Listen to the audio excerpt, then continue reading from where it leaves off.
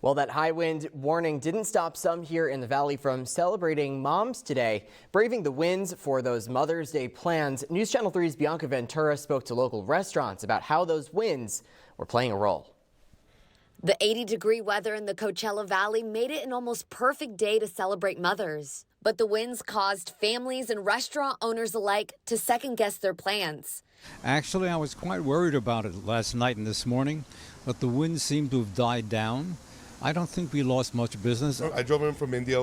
Wind was crazy. I thought for sure it was going to have our business here affected, but it's great. I mean, once I got into Palm Springs, there was no more a little light wind, but there's nothing stopping these families for taking their mothers out, celebrating our mothers. Some areas of the valley feeling the gusts more than others. In this part of town, which is sort of the midtown south part of town, the mountains do protect us from the wind.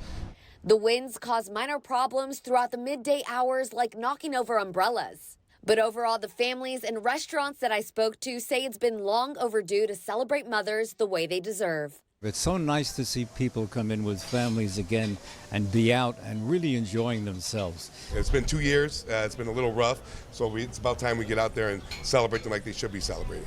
In Thousand Palms, Bianca Ventura, News Channel 3.